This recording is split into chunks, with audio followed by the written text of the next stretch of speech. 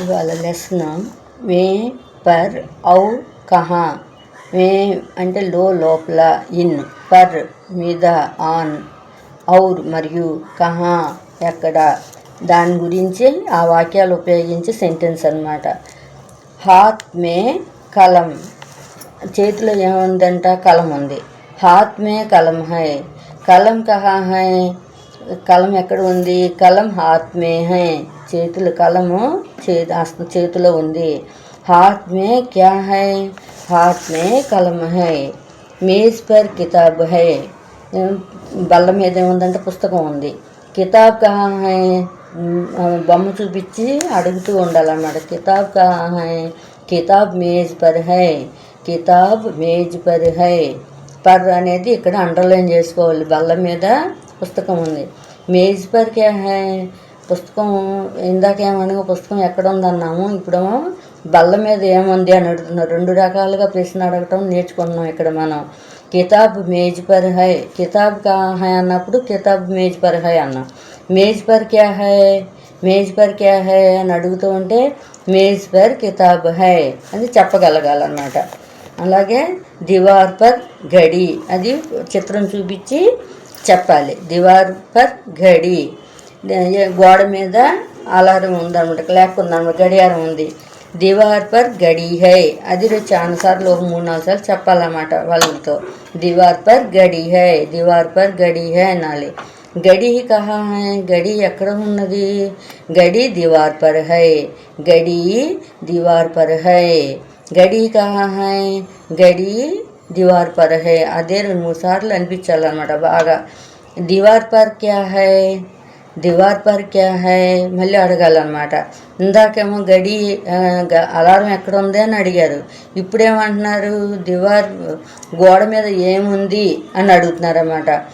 ఇప్పుడు devour per క్యా high అన్నప్పుడు దివార్ పర్ గడి హై, గడి కహా హై అన్నప్పుడు గడి devour per high, devour per క్యా హై అన్నప్పుడు దివార్ పర్ గడి హై. అలా మార్చి మార్చి ప్రశ్నలు అడిగి సమాధానం రాబట్టాలన్నమాట. అది చిత్రం చూపిస్తూ అడగాలి. వాళ్ళు చెప్పగలిగితే అది వాళ్ళకి లెసన్ అర్థమైనట్టు అనమాట.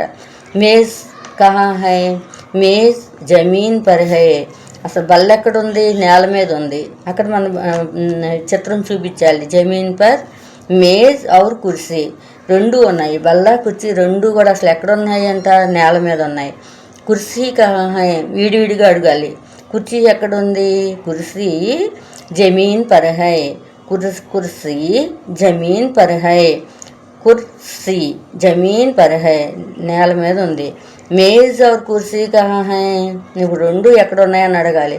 మేజ్ ఔర్ కుర్సీ జమీన్ పర్ హై, 2 బహువచనం. ఒక్కొక్కటి అడిగినప్పుడు చూడండి, మేజ్ కహా హై అక్కడ సింగులర్ కాబట్టి హై అని వచ్చింది. మేజ్ జమీన్ పర్ హై అక్కడ కూడా హైయే వచ్చింది, చుక్కలేదు. కుర్సీ కహా హై అది కూడా సింగులరే, కుర్సీ జమీన్ పర్ హై అని చెప్పాలి. మేజ్ ఔర్ కుర్సీ కహా హై, హై అనాలి, అక్కడ చుక్క రావాలి. బహువచనం ఫ్లోరల్ అనమాట. 2 వస్తువులు చెప్తున్నాం, ఒకటి కన్నా ఎక్కువ చెప్తున్నప్పుడు ఫ్లోరల్లోకి వెళ్ళిపోతుంది, బహువచనంలోకి వెళ్తుంది అనమాట. ఒకటైతే ఏకవచనం, ఒకటి కన్నా ఎక్కువైతే బహువచనం.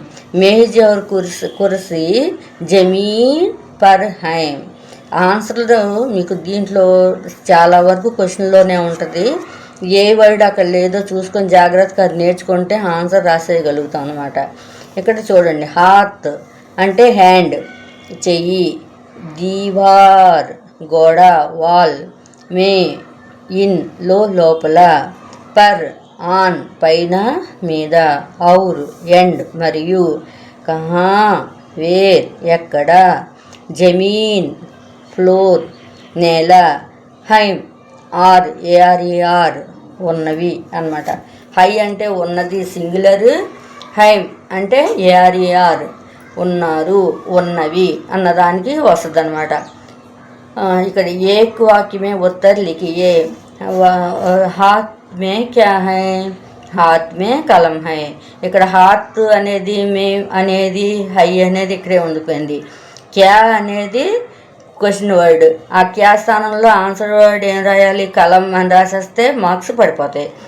దీవార్ పర్ క్యా హై, దీవార్, పర్, హై ఇక్కడే ఉన్నాయి.